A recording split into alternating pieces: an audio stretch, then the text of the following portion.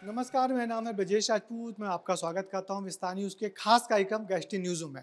आज हमारे जो मेहमान हैं वो बहुत खास हैं, वो हैं मध्य प्रदेश सरकार के उच्च शिक्षा मंत्री इंदर सिंह परमार जी। मंत्री जी, आपका बहुत-बहुत स्वागत करता हूं मैं विस्तार न्यूज़ में। धन्यवाद। क्या समझते हैं जो मीडिया है उसको किस रूप में देखते हैं आप? देखिए मीडिया केवल आज ही नहीं, तो मैं समझता हूँ स्वतंत्रता आंदोलन के पहले से भी और स्वतंत्रता का आंदोलन भी उसकी एक भूमिका रही है। जब जब राष्ट्र को जगाना होता था, समाज में चेतना खड़ी होती थी, तब तब हमारे महापुरुषों ने मीडिया का सहारा लिया था और देश की स्वतंत्रता के आंदोलन में तो एक बहुत विशेष भूमिका रही है। जी। नामी गिरामी ऐसे अखबार निकलते थे, उस समय इलेक्ट्रॉनिक मीडिया नहीं था लेकिन प्रिंट मीडिया था। प्रिंट मीडिया का बहुत रोल रहा है। जी। इसलिए वो समाज में एक मत बनाने का, एक समाज को प्रबोधन करने का कार्यक्रम काम मीडिया के द्वारा होता है। अब तो मीडिया का बड़ा विस्तार हो गया है, बिल्कुल, बिल्कुल। टीवी चैनल्स आ गए हैं, सोशल मीडिया आ गए हैं, तो आपका कैसा अनुभव रहा है मीडिया से? मीडिया का अनुभव अच्छा है, आज भी वही भाव है। सही तथ्यों के साथ में जो बात आती है तो वो समाज में सही जानकारी नहीं तक पहुँचती। आज जितनी जागृति है मैं समझता हूँ उसमें सोशल मीडिया का भी और मीडिया का बड़ा रोल है। हाँ। और आप मध्य प्रदेश सरकार के उच्च शिक्षा मंत्री हैं, 3 बार के आप विधायक हैं और उसके पहले आपने संघ में लंबे समय तक काम किया हुआ है और विद्यार्थी परिषद के आप पूर्णकालिक सदस्य रहे हैं। तो क्या बचपन से ही आपने तय किया था कि इस राजनीति में जाना है, ये संघ से जुड़ना है, या सब रास्ते बनते गए? नहीं, मैं तो अपने गांव से हाँ। सुजालपुर पढ़ने आया था। जी। वहाँ पर संघ की शाखा से जुड़ा। गांव की पृष्ठभूमि बहुत सामान्य परिवार है, लेकिन वहाँ भारतीय जनता पार्टी से हमारा परिवार जुड़ा हुआ था। जी। और संघ की शाखा में जुड़ते जब कभी सोचा नहीं था कि राजनीति क्या होती है। उसके बाद में विद्यार्थी परिषद में उन्होंने कार्यकर्ता के रूप में काम करने का अवसर मिला। वहाँ से एक जीवन दृष्टि मिली समाज के लिए काम करने की।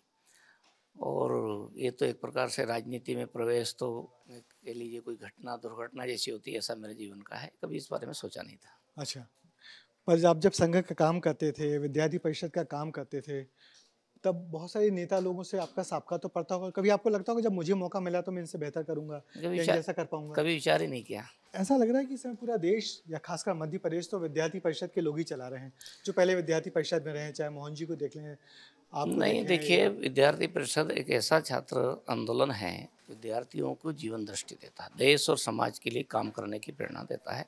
और ये बहुत बड़ा आंदोलन है, बड़ी संख्या में छात्र नेता हुए, छात्र रहे हैं और विद्यार्थियों के बीच में काम करने का अवसर मिला है। अलग अलग विषयों पर चर्चा विमर्श का एक बड़ा केंद्र विद्यार्थी होता है, तो स्वाभाविक रूप से वो संख्या समाज जीवन में ज़्यादा है। और आज सब जिम्मेदारी वाले पदों पे हैं। हाँ, सबने अपनी-अपनी विशेष विशेष योग्यताओं के आधार पर वो अपने-अपने स्थान को पहुँचते गए। पर आप जब छात्र राजनीति से आए हैं, तो अब वो छात्र राजनीति कहाँ खो गई? आप तो उच्च शिक्षा मंत्री हैं, कॉलेजों में चुनाव क्यों नहीं होने दे रहे हैं? देखिए, उस समय की जो परिस्थितियाँ थी और जैसा समाज का वातावरण था, एक सरकार का जो दृष्टिकोण था बहुत नेगेटिव था। आज सारा परिस्थितियाँ बड़ी बदली हुई लगती है। शिक्षा में भी व्यापक बदलाव हुए हैं, विकास को लेकर के भी बहुत बदलाव हुए कि हम कदम आगे बढ़ा चुके हैं। जी। देश का भी आज बड़ा नाम दुनिया में हो रहा है। और ऐसे में उस समय छात्र संघ होते थे तो स्वाभाविक था कि भाई नेतृत्व उभरता था। लोग समाज के प्रश्नों को उठाते थे, ताकत से उठाते थे। ये उस छात्र नेतृत्व वहाँ से मिलता था हमको। आज की परिस्थितियाँ हैं, उस समय सब लोग चाहते थे, आज छात्र तो चाहता है कि चुनाव हो, लेकिन सारा छात्र समुदाय आज भी नहीं चाहता है। उसमें कुछ लोग आज करियर का विषय ज़्यादा प्राथमिकता से देखते हैं, इसलिए। और दूसरा जो है इसी पार्ट का हिस्सा जो शिक्षक है, प्राध्यापक है, वो भी एक शैक्षिक परिवार के हिस्सेदारी में, जी। वो हमेशा छात्र संघ चुनाव से दूरी बना से के रखते दूरी हैं। बना के रखते हैं। हम लेकिन चुनाव किसी भी थोड़ी पद्धति पे चेंज हो सकती है, लेकिन चुनाव होना चाहिए, ये हमारा मत है। अब उस पर कैसे सहमति बन जाएगी उस पर आगे विचार तो हम करते हैं। माने कि आप कह रहे हैं कि आप चाहते हाँ, हैं कि हाँ, छात्र कुछ संघ के कुछ चुनाव होना चाहिए, भले ही कुछ तब्दीलियों के कुछ साथ हो, मगर पद्धति के होना चाहिए। साथ में छात्र संघ चुनाव होना चाहिए। तो इस आप जब तो ये क्या है कि जो पहले छात्र संघ चुनाव होते थे उसमें जो कमियां थी, जी, उनको दूर किया जाए। झगड़े होते थे, पैसा खर्च होता था, उनको हम कैसे कंट्रोल कर सकते हैं, उसको करते हुए छात्र संघ चुनाव शांतिपूर्ण ढंग से संपन्न हो सकता आपके है। कार्यकाल में हम मानेंगे कि हाँ, हम कोशिश कर रहे हैं कि हम शुरू कर देंगे छात्र संघ चुनाव। छात्र संघ। बड़ी बात कही आपने। मंत्री जी, हमने आपके लिए कुछ तस्वीरें सजाई हैं आपके राजनीतिक करियर की। शिवराज जी के भी साथ हैं, मोहन जी के भी साथ हैं, और काफ़ी पुरानी पुरानी तस्वीरें हैं इनमें हाँ, आपकी। वो तो रहा है। ये पौधारोपण वाली तस्वीर भी है आपकी। हाँ, और एक जगह हमने आप फोटो देखी, चक्की चलाने वाली फोटो है। ये ये कहाँ का फोटो है? ये नूतन कॉलेज का। अच्छा, नूतन कॉलेज का। नूतन का बेटियाँ हाँ। ने वहाँ प्रदर्शनी की लगाई थी, उसमें सब पुराने जो है हमारे सारे उनका घर के उन्होंने कामकाज के घर जो। के कामकाज के कैसे वनवासियों का जीवन कैसा होता था, तो वहाँ हाँ। उन्होंने इसको उसमें रखा था, तो उसको मैंने। तो राजनीति में जो इतने सारे चेहरे हैं आपको, सब बड़े बड़े नेता हैं, तो इनमें किस चेहरे ने आपको बड़ा खास प्रभावित किया? नहीं, सभी ने ही प्रभावित किया। अब मंगू भाई जी का है तो मंगू भाई एक अपना अलग समर्पण के साथ काम करते हैं। जी। ताई का है, ताई का जीवन एक बहुत उच्च श्रेणी के आदर्श राजनेता के रूप में उनको देखा जाता है। हाँ। संत परंपरा में उदयसानंद जी बहुत विशेष माने गए हैं। जी। शिवराज सिंह जी एक जन नेता बने, एक सामान्य परिवार से, उनकी एक अलग शैली है। मुख्यमंत्री जी हमारे एक संघर्षशील प्रवृत्ति से होकर आए हैं। निर्णय करने में आज जिस तरह से वो निर्णय कर रहे हैं, सबको चौंकाने वाले निर्णय कर रहे हैं। क्या बात है। मैं समझता हूँ सबकी अपनी अपनी शैली है। मुख्यमंत्री जी लगातार चौंकाने वाले निर्णय तो कर रहे हैं। कल ही उन्होंने एक बड़ा फैसला कर लिया कि स्कूल का नाम बदल दिया। जो आपके समय में जो सीएम राइस स्कूल था, उसको उन्होंने अब सांदीपनि स्कूल कर दिया। नहीं, ठीक है, क्या अच्छा। सोच है इसके पीछे, या आपको सही लग रहा है?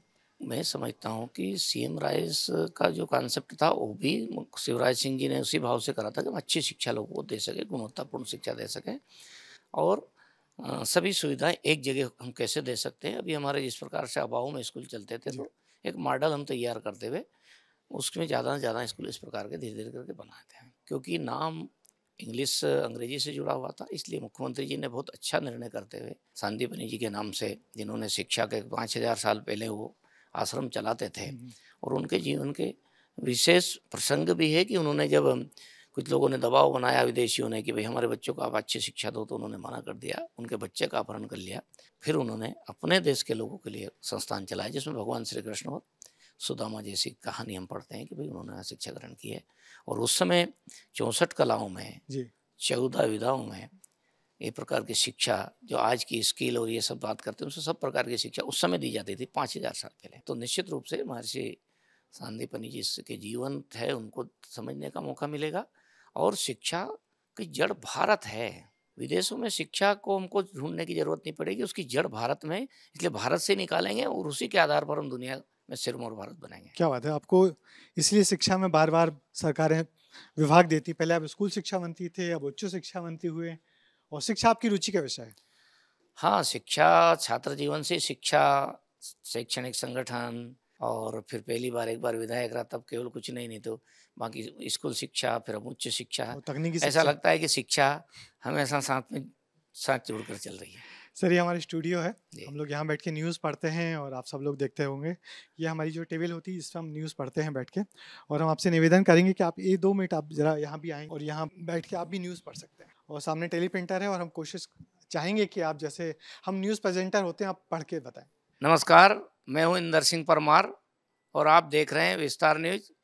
मेरे पास इस वक्त मध्य प्रदेश शासन में उच्च शिक्षा, तकनीकी शिक्षा और आयुष विभाग के मंत्री की जिम्मेदारी है। मेरे और मेरी सरकार के द्वारा किए जा रहे विकास के कामों को जानने के लिए आप देखते रहिए विस्तार न्यूज।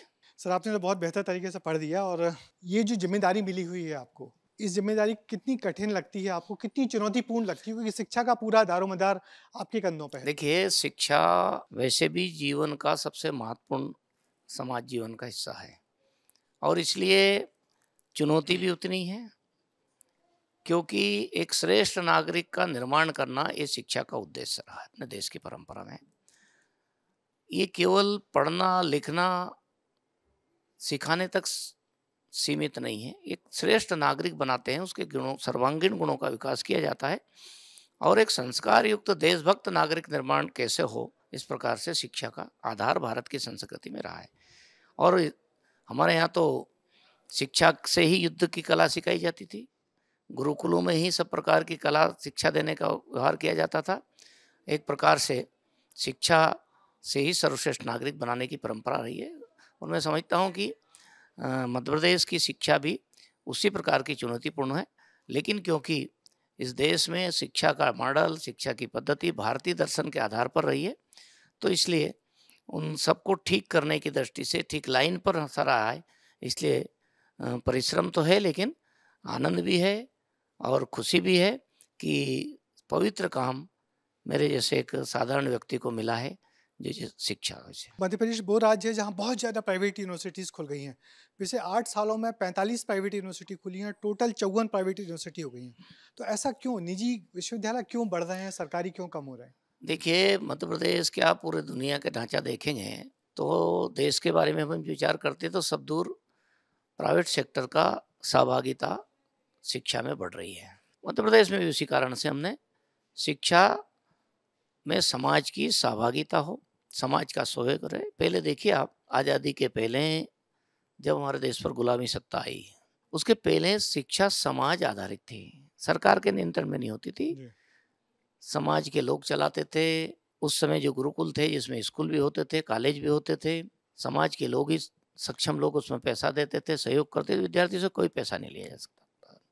शिक्षा ग्रहण करने के बाद जब विद्यार्थी सक्षम होता तब अपने गुरुकुल के लिए कुछ गुरुदक्षिणा के रूप में देता था।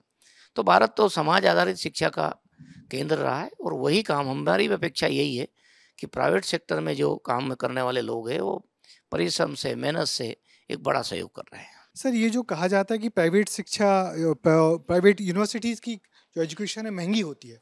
देखिए, प्राइवेट विश्वविद्यालयों में या महाविद्यालयों में वही विद्यार्थी जा रहा है जो घर से संपन्न है, सक्षम है। जी। सरकार के विश्वविद्यालय, सरकार के महाविद्यालय सस्ती सस्ती जो शिक्षा देने का काम है वो लगातार कर रहे हैं। और जब हमने पीएम एक्सीलेंस के कॉन्सेप्ट को हमारे मुख्यमंत्री जी ने सामने लाए हैं तो हमारा उद्देश्य है कि सभी प्रकार की शिक्षा हम अपने इन कॉलेजों में विद्यार्थियों को दे सके, सस्ती शिक्षा दे सके, लगभग निःशुल्क शिक्षा जैसी हम ये शिक्षा देने को और आगे बढ़ रहे हैं। मगर जो हम लोग कई बार कहानियाँ करते हैं, बड़े आधे अधूरे से जो नए कॉलेज खुल रहे हैं, बहुत आधे अधूरे इंफ्रास्ट्रक्चर में खुल रहे हैं। कहीं कक्ष नहीं होते हैं, कहीं प्रयोगशालाएँ नहीं होती, कहीं फंड नहीं होता। ये सब के लिए क्या देखिए, कॉलेज नया खोलना, प्रारंभ करना वो वहाँ की जनता के दबाव के आधार पर सरकार निर्णय करती है। जी, जी। लेकिन हम देखते हैं कि धीरे-धीरे उनको साधन देते हैं। बिल्डिंग नहीं है तो बिल्डिंग दे रहे हैं, फर्नीचर दे रहे हैं, सब दे रहे हैं, कर रहे हैं। कई-कई जगह ऐसा भी अनुभव आया है कि उस क्षेत्र में विद्यार्थी हमारे गवर्नमेंट सेक्टर के कॉलेजों में नहीं आ रहे हैं, तो फिर हमने कई जगह कॉलेजों को हमने बंद करने का भी निर्णय किया है। लेकिन हम अब जो कॉलेज हमारे हैं, स्थापित हैं, उन कॉलेजों में सब सुविधा देने पर आगे बढ़ रहे हैं। अच्छे कॉलेज बने, अच्छी सुविधा वाले कॉलेज बने, सभी फैकल्टीज़ वहाँ हो और जिस प्रकार राष्ट्रीय शिक्षा नीति में एक विषय से दूसरे विषय में लेने की बच्चे को स्वतंत्रता है, तो सभी संकाय हम एक साथ प्रारंभ करें। मंत्री जी अमर हैं, हर बार सवाल पूछते हैं, बड़ा तीखा सवाल पूछते हैं, इस बार फिर पूछेंगे आपसे। एक शेर है मंत्री जी कि मेरे दिल के किसी कोने में एक मासूम सा बच्चा बड़ों की देखकर दुनिया बड़ा होने से डरता है। ये शेर मैं आपके लिए इसलिए कह रहा हूँ क्योंकि वो बचपना अभी भी आपके अंदर जिंदा है। आपका एक वीडियो मैंने देखा कि आप अपने स्कूल के दोस्तों से मिले तो आपने उठक बैठक लगाई कान पकड़ के, जैसा हम स्कूलों में करते हैं, गाने गुनगुनाए। ये सब वो हैं जो कि इस सब का फायदा पत्रकार नहीं ले सकते क्योंकि आपसे उनको कठिन सवाल पूछना है, आपसे जिम्मेदारियों पे सवाल पूछना है, लेकिन मैं तो पूछ सकता हूँ। मैंने आपके बारे में जब पढ़ा तो पता चला कि आप बहुत अच्छा गाना गाते हैं। मेरी रिसर्च ये भी कहती है कि आप किशोर कुमार के गाने आपको पसंद नहीं, है, नहीं, नहीं, है या नहीं, नहीं? नहीं। आपने उस दिन उठा बैठक जब लगाई उस समय भी गाने गुनगुनाए गए, आपके नहीं, नहीं, दोस्त नहीं, साथ में गाने थे, नहीं गाए ये सब मैंने गाने कभी नहीं गाए। वो अलग गीत है, संघ के अलग गीत है। कुछ गुनगुना दीजिए हमारे न्यूज रूम में।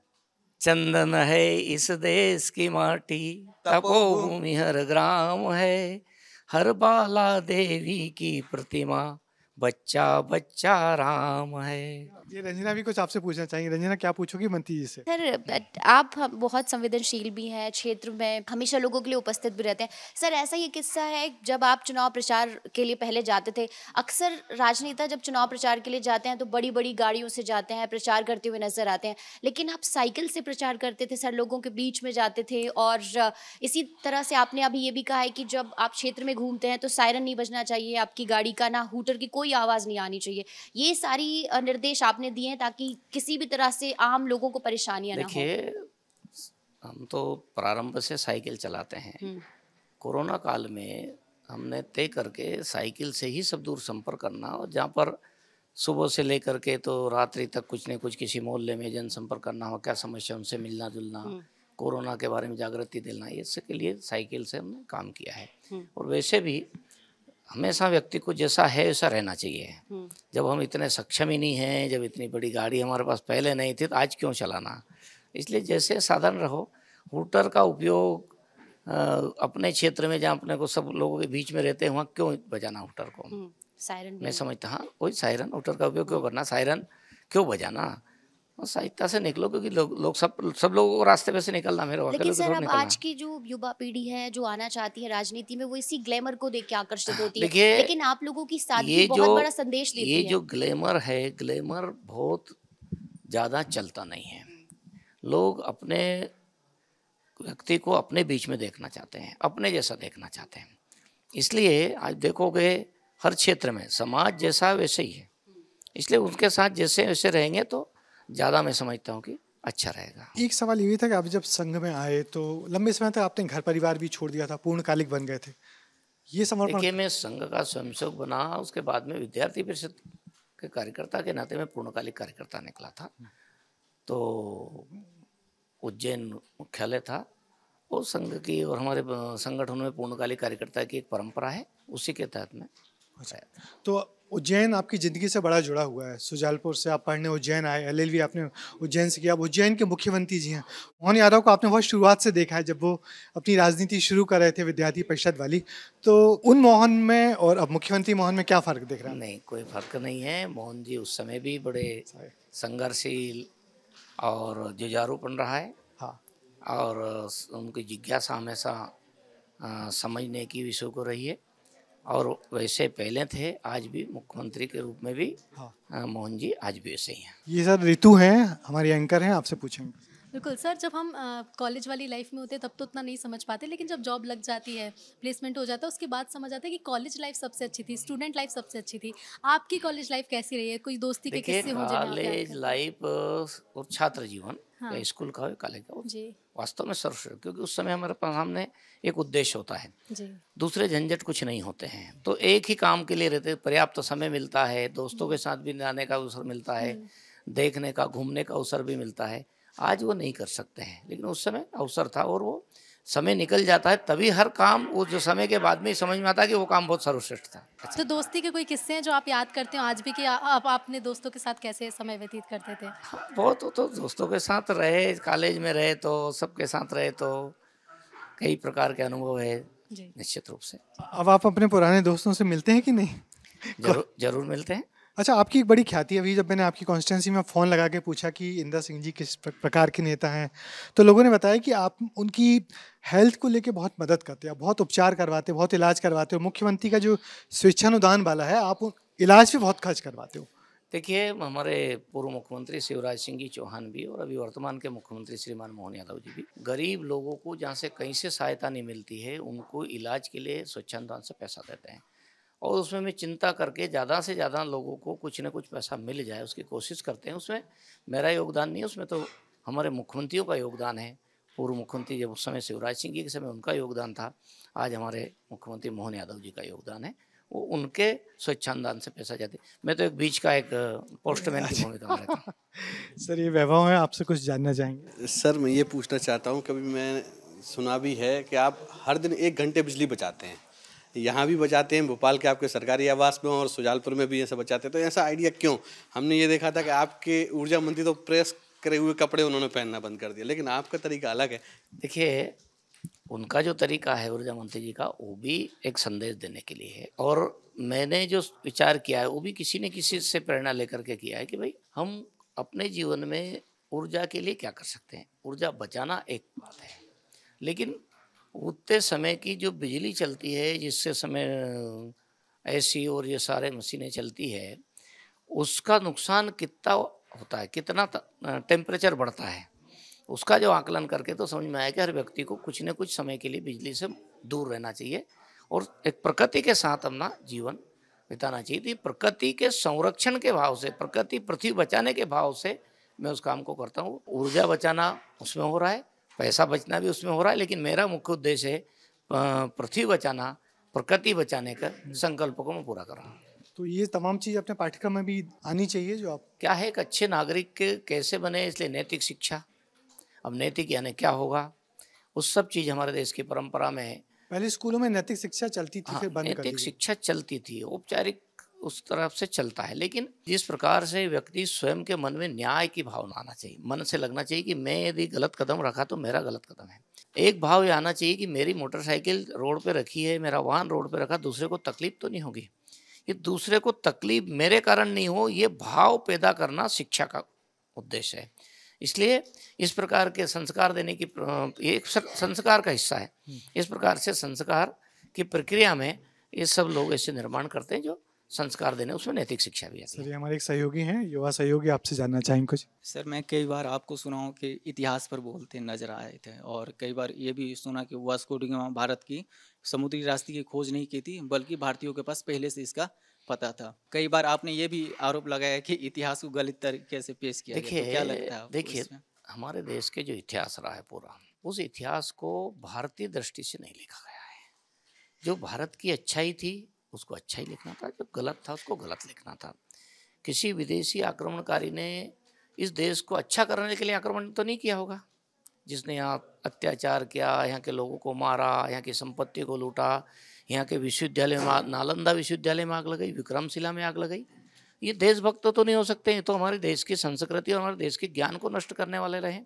और इसलिए जिन इतिहासकारों ने जो भी कुछ पढ़ाया है वो भारत के भाव को, स्वत्व के भाव को समाप्त करने के लिए पढ़ाया है, और वो दुर्भाग्य से आज़ादी के बाद भी करते रहे। इसलिए जो लिखा है गलत लिखा है, तो उसके बारे में कहने में आता है कि भाई वास्को डी गामा भारत में आया होगा पहली बार, लेकिन भारत के लोग मगर भारत की खोज ही नहीं की। वास्को डी गामा के 300, 400, 500 साल पहले से दुनिया में घूमता है 8वीं शताब्दी में, उसके प्रमाण मिल रहे हैं। और वास्को डी गामा जब आए थे अफ्रीका के जंजीबार के बंदरगाह से, तब भी वहाँ भी उस बंदरगाह पे भी भारतीय नाविक उपलब्ध थे, भारतीय व्यापारी उपलब्ध थे। अब वो भारतीय लोग गए थे तो वो कोई पैदल तो गए नहीं हुए, वो समुद्री मार्ग से गए थे। इसका मतलब हमने हमारा समुद्री मार्ग दुनिया में बना रखा था। हाँ, वास्को डी गामा आए जरूर, उन्होंने अपना भारत पहली बार देखा होगा, लेकिन भारत के लोगों ने दुनिया पहले से देखी थी। आपके पास इतना बड़ा विभाग है, तकनीकी शिक्षा है, तकनीकी शिक्षा में मध्य प्रदेश के विद्यार्थी कहाँ हैं? और अब जो एआई वाली बात चल रही है, हम लोग काफ़ी आगे चले गए हैं, आईटी, एआई, तो उस तरफ कुछ ध्यान है देखिए, सरकार मध्य का? प्रदेश में हम जिस आईआईटी के पैटर्न पर एमपीआईटी बनाने जा रहे हैं बड़ी संख्या में। अच्छा, हम कोडिंग लैब का जगह जगह निर्माण करने जा रहे हैं, कुछ जगह शुरू हो गया है। और अभी सभी हमारे संस्थानों को हमने इंडस्ट्री से जोड़ करके पाठ्यक्रम बनाने के काम पर लगाया है। जी जी। आने वाले समय में जो यहाँ की इंडस्ट्री की मांग है उसको तैयार फोर्स मिल जाए, वर्कर्स है, काम करने वाले लोग तैयार मिले, इस प्रकार के पाठ्यक्रम बनाने पर काम कर रहे हैं। तो ये कब से शुरू हो जाएगा? ये बस चल रहा है क्रम। अब पाठ्यक्रमों में हर संस्थान अपने अपने हिसाब से उसको सबको जोड़ रहा है। कई सारे संस्थानों ने बहुत अच्छा काम उसमें कर लिया है।